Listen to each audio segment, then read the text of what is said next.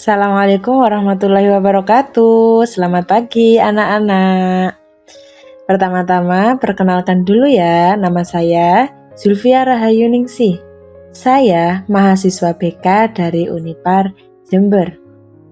Di sini saya akan menerangkan tentang materi bimbingan dan konseling, yaitu tentang konsep diri. Apakah anak-anak mengetahui apa itu konsep diri? Adakah yang tahu? Konsep diri adalah cara pandang seseorang terhadap dirinya, yang meliputi 1. Kemampuan yang dimiliki, 2. Perasaan yang dialami, 3. Kondisi fisik dirinya. Jadi, konsep diri adalah bagaimana cara kalian melihat diri kalian. Orang seperti apa sih kalian ini? Kemampuan yang kalian miliki itu seperti apa? Perasaan yang kamu alami itu bagaimana? Serta bagaimana caranya kamu melihat fisik atau badanmu itu seperti apa? Nah, itu yang namanya konsep diri. Cara seseorang memandang dirinya itu ada 2. Di sini saya akan menjelaskan bahwa cara seseorang memandang dirinya itu ada 2 jenis. Yang pertama yaitu konsep diri positif, yang kedua yaitu konsep diri negatif. Seseorang yang memiliki konsep diri positif akan menanggapi segala sesuatu secara positif. Ini terjadi ketika Anda melihat diri Anda baik-baik saja, punya kemampuan yang baik, perasaan yang baik-baik saja, dan kondisi badan yang tidak ada masalah. Maka kamu akan menanggapi segala sesuatunya itu secara positif. Konsep diri negatif ini adalah kebalikannya, yaitu menanggapi segala sesuatu dengan pandangan negatif. Tingkah lakunya lebih condong ke arah negatif, seperti rendah diri, selalu bersikap pesimis, kemudian merasa kalah sebelum mencoba bersaing, dan lain sebagainya. Hal ini timbul karena merasa tidak mampu segala sesuatu atau merasa dirinya kurang baik. Akibatnya, apapun yang dilihat atau dirasakan, itu semua terasa negatif.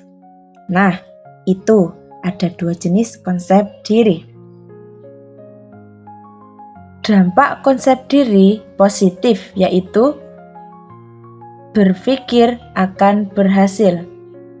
Cara kalian memandang diri kalian sendiri itu bagaimana? Itu menentukan bagaimana kalian bersikap atau bertingkah laku dalam kehidupan sehari-hari.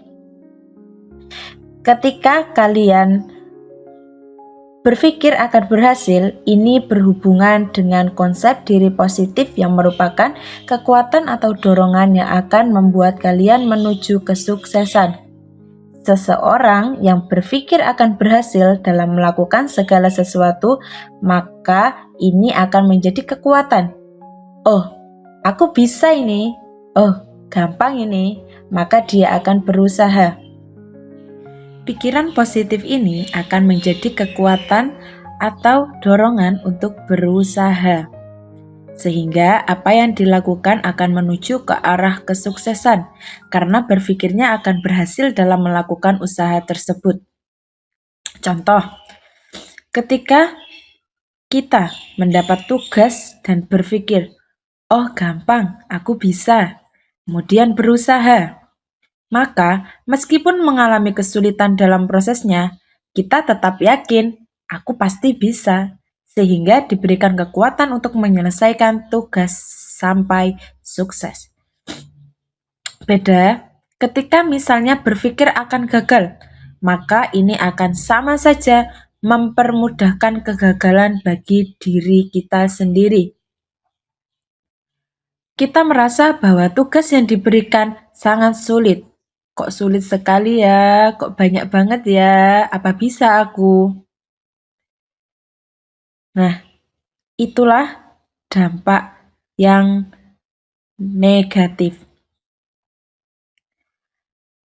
Ketika berpikir sudah sulit atau tidak bisa, maka kalian akan bertingkah laku atau bersikap seperti orang yang memang benar-benar tidak bisa.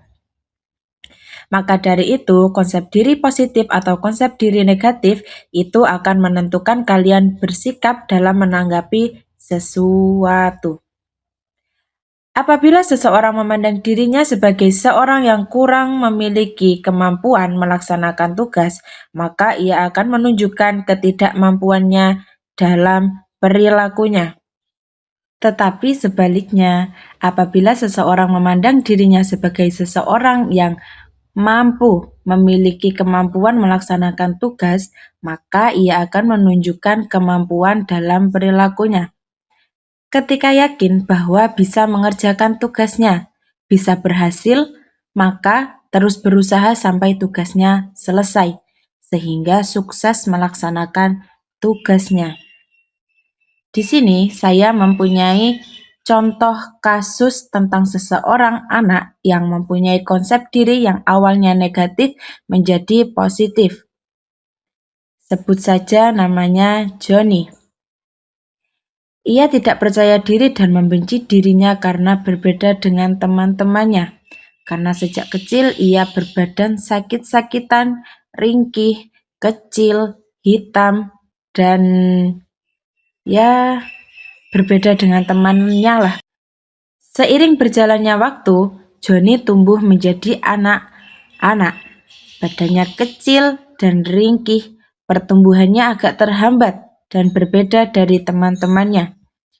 Teman-temannya, Johnny, juga sering menjauhinya karena dia berbeda dan sering sakit-sakitan apabila diajak main oleh teman-temannya. Karena itu semua, Johnny mulai tidak percaya diri dan membenci dirinya sendiri. Ia juga bertanya-tanya mengapa ia mempunyai hidup seperti ini. Lalu, suatu hari ayah Johnny memberikan semangat kepadanya. Beliau berkata, "Johnny, percaya dirilah dengan apa yang kamu miliki saat ini.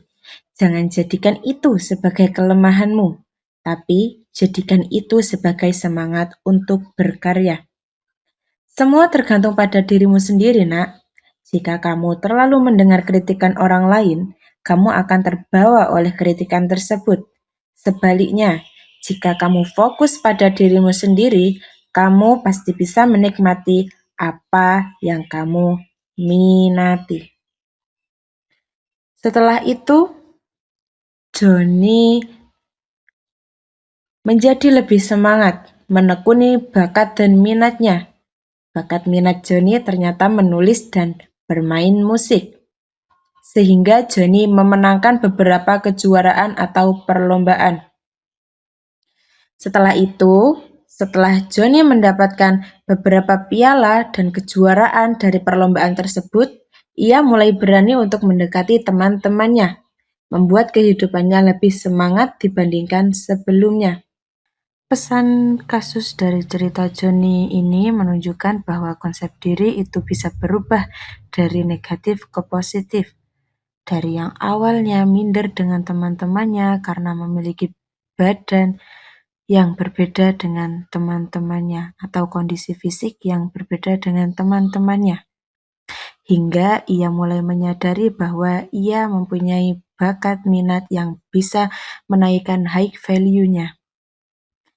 Bagaimanakah konsep diri kalian? Apakah positif? Apakah negatif? Konsep diri mempunyai peran penting. Konsep diri dapat menentukan bagaimana kalian bersikap dan bertingkah laku dalam kehidupan sehari-hari. Konsep diri mampu mendorong kalian menuju kepada kesuksesan, juga menuju kepada kegagalan, tergantung konsep diri kalian masing-masing. Bagi anak-anak yang konsep dirinya masih negatif, ayo dirubah menjadi konsep diri yang positif. Yang sudah positif, terus lanjutkan. Demikian materi yang bisa saya jelaskan. Sekian, terima kasih sudah menyimak. Semoga materi ini bermanfaat. Wassalamualaikum warahmatullahi wabarakatuh.